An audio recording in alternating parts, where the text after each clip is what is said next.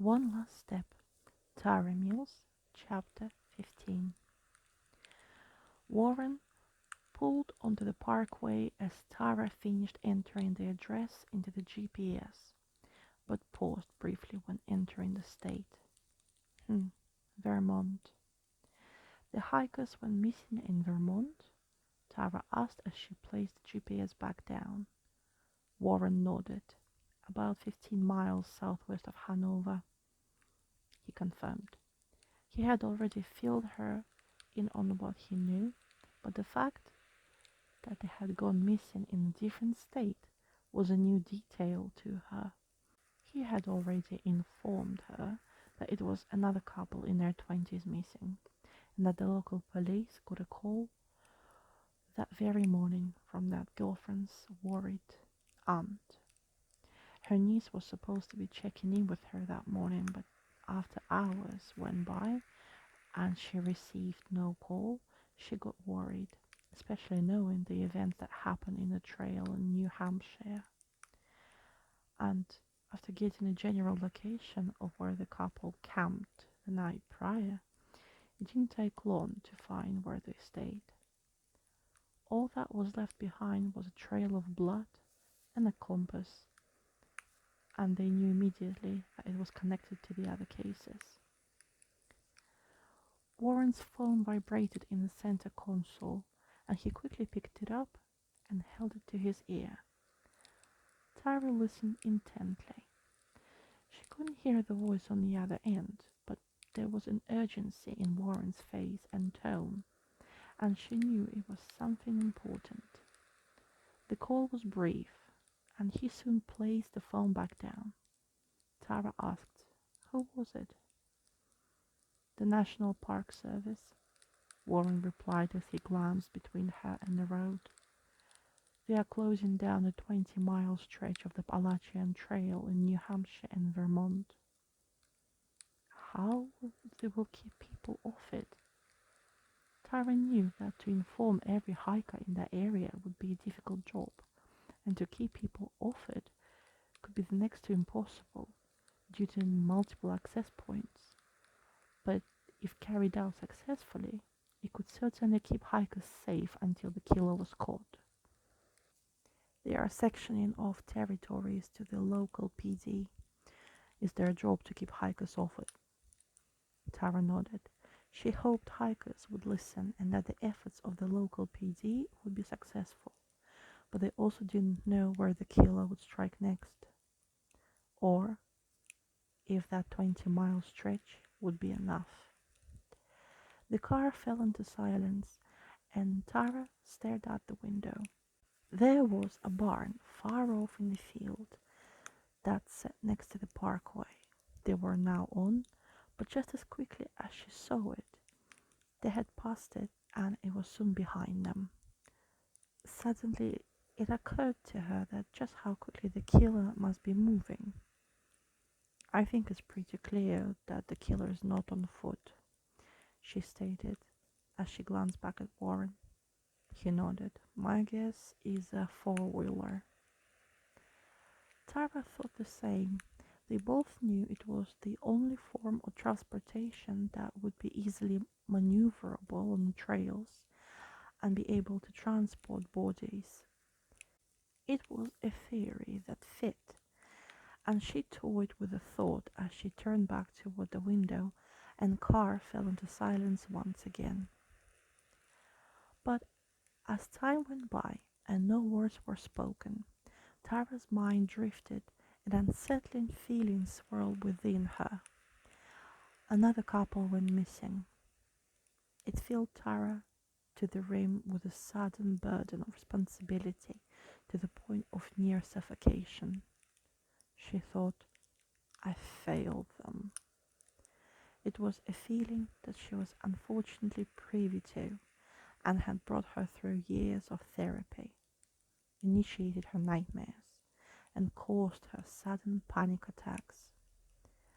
It was a guilt that she'd had since childhood, from hiding in the closet while her mother suffered. She was only a child, that much she knew, And it had taken her years of therapy and growing older to realize there was absolutely nothing her young self could have done. But still, she remembered that torturous feeling that made her want to tear that piece of memory out of her mind. All of a sudden, it occurred to her that she had never thanked Warren for keeping her on the case. He had spared her more than he knew. Having this piece of her life taken away from her, one that she had been worked so hard for, would have been the ultimate blow. She turned her head toward him. She said, "Thank you." He said, "For what?" "For not telling Reinhard. I didn't thank you earlier." Warren nodded his head. "No problem, Mills. I know this job can be a lot to adjust to." A long silence lingered between them. "Did you want to talk about it?" he asked hesitantly. Tara looked up in surprise as her heart beat harder. It was not something she spoke about often, if at all. Only her therapist, John, and those who picked up the newspaper in their small town many years ago knew the story. John's parents knew some of it too, but only partially. They knew her mother was murdered and that Tara grew up with her grandmother, but she made sure John told them that she never had a father and that the murder was a breaking gone wrong. Somehow it was an easier story to face them with. "You know, it could help if you talk about it. I've been in this business a long time. I've seen many reactions to seeing someone's job," he added. Tara swirled the idea around in her head. Maybe he's right. Whenever she told the truth about her past, it had calmed her anxiety.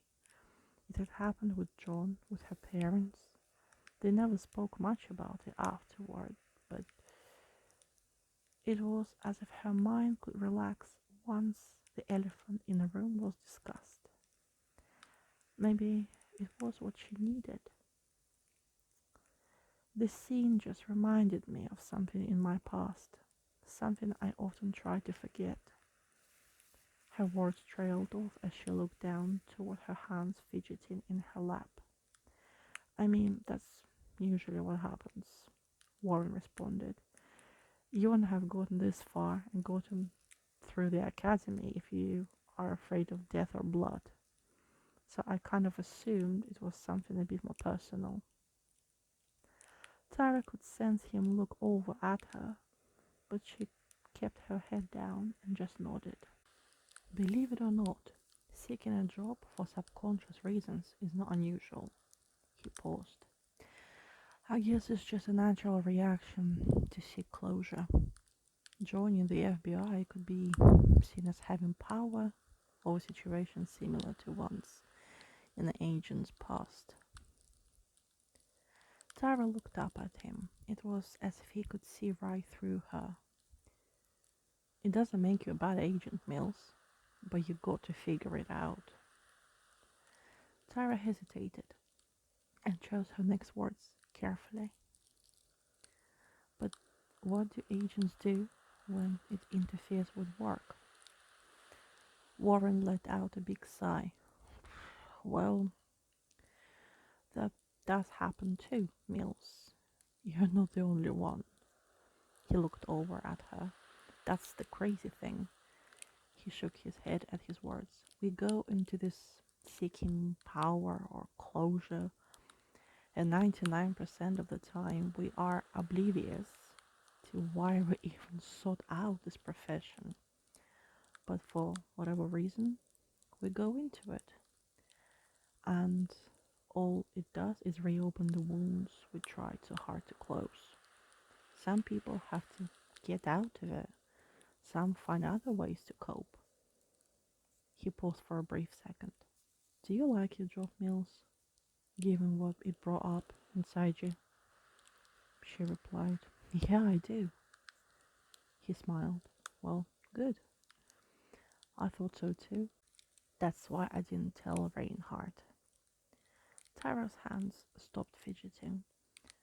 So, how do people cope? She asked. The ones who stick around, I mean. Well, what is it exactly from your past that's troubling you? Tara felt a sudden shock at his directness, but she knew it was now safe to tell him. She said, "My mum was murdered." She waited for a reaction from Warren, but it was as if these words were no more than what he was expecting, and he just nodded his head and kept his eyes on the road. "My father killed her and walked in on it." The words fell out of her mouth and she shot her gaze back down at her feet. She had only spoken that out loud to a few people, and yet the pain of saying it still always hit her. Warren's voice was a bit softer when he spoke. "Well, Mills," he paused briefly as he picked the next words carefully. "First, you need to know that that was not your fault.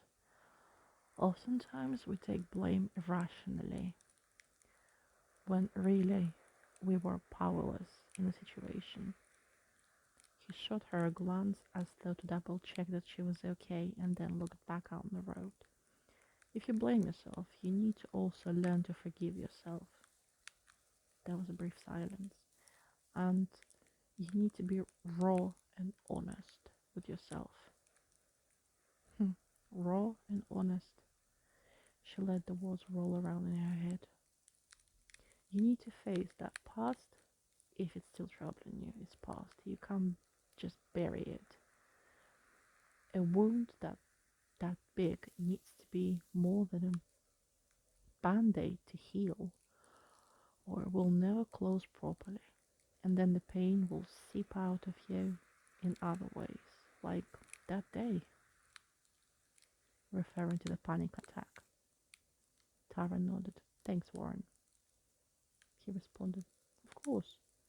What did GPS say, by the way? How long we got?" Tara reached out for it on the dashboard and took a quick look. They had about 5 minutes, and once she let him know, she turned again toward the window and untangled Warren's words in her mind.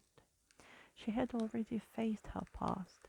She had gone to therapy and she had come to terms with the fact that she was a child and there was absolutely nothing she could do. But something else still sat like a splinter in her memory, and she knew it was only a matter of time before she had to face that too. One last